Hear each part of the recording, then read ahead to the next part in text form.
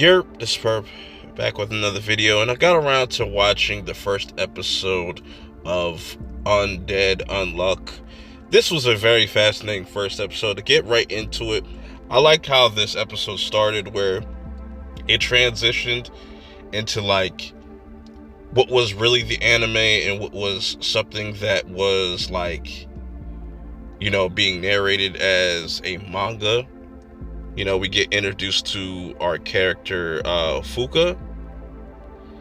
Now, that doesn't get revealed to the end of the episode, but I figured to kind of just make it a little bit easier to understand this is Fuuko, and you just have these transitions to this airport and what looks like a love story at the same time. And it gets revealed that it is a manga that is one of Fuuko's favorites, and we'll get the explanation exactly what happened at that airport and why there was an explosion. But then it jumps to 2020, pretty much 10 years later, and it's Fuuko talking to herself, not knowing that Andy, that's the name of this character that we get revealed as well, where he's just kind of listening to her talk about this manga, and this is essentially her wanting to delete herself, you know what I'm saying? And Andy somewhat kind of talks her off the ledge, and not in the way that you think.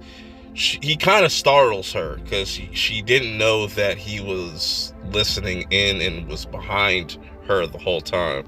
Then she tells Andy, like, look, if you touch me, bad things are going to happen to you. And something with Andy kind of sparks in him where it's like, this is exciting. So you're telling me if all I gotta do is touch you and something bad will happen?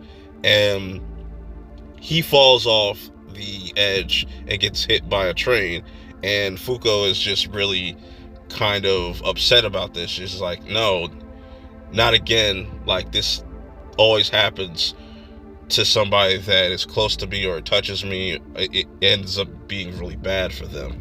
Little does she know that Andy is a whole entire zombie, and he's able to regenerate pretty damn fast, and this also scares the shit out of Fuuko, which then leads Andy to kind of figure out exactly how this unluck power works. And it's just really funny to where he's like, doing all these things, like pretty much harassing her, and you know what I'm saying? And one thing leads to the next. We finally kind of get that full story on what happened to Fuuko and her parents, that was the first time that she used her powers, and it caused the plane that they were on to pretty much kill everybody on there. So of course Andy has to ruin the moment by touching her because he feels like, that has to be the key, because his whole thing is like, he wants a glorious death. He wants a great death because he's been alive for so long, that if Fuuko is like the answer to that, he wants to kind of figure this whole situation out and how she can tap into her powers.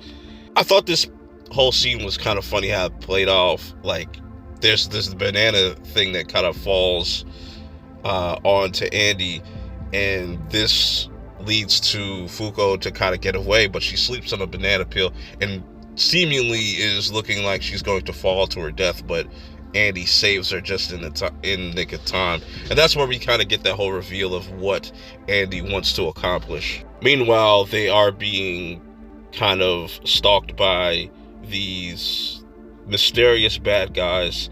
So they go to this like abandoned building, and Andy is just sitting there chasing Fuuko around, and it gets revealed that, she has long hair. She hasn't been able to keep up with it, and it's very embarrassing for her. And we get this really touching moment between these two where he's like, no, I can help you out with that, and is able to cut her hair, and it was just a really nice moment. And then it gets interrupted by this guy that's been pretty much following them, and we get a lot of information from this character as far as what Andy is and what Fuuko is. They're these negators that have these powers, these special powers, and this guy is here to kind of police that. And I'm sure that there's going to be more characters like him. It seems like he abuses his power a little bit too much. He gets a little power trips here and there. He's able to cut Andy's head off and separate it from his body so he can't regenerate. And he's just going off the mouth, just explaining things. But Fuuko's able to kind of still use her ability to the guy that's holding Andy's head, and he's able to kind of get loose. And this is where things get really interesting, as, you know, this guy is just kind of just going off, just talking. He's very cocky, like he feels like he has everything figured out. He's got the jump on them. But with Andy being able to get free, we also learn that he is no amateur. He's used to fighting. He has this little quirk in his head to keep all these different memories. And Fuuko is able to kind of get away from this guy, kisses Andy, because that's what's been said, like that's how she can activate her powers. And with them kind of making this exchange, she's able to drop a whole meteor on this dude, because Andy's going to be fine. And this is where they kind of introduce each other and they kind of start their friendship. And I thought this was a really dope first episode. It gives you a lot of mystery, with also kind of laying out the groundwork or the foundation to what's going to happen.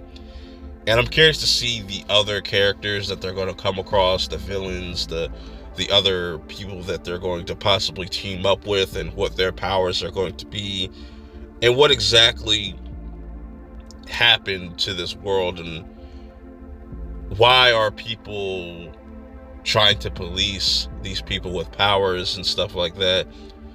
Very interesting episode, very funny, and I definitely see that this has potential to be the next big anime.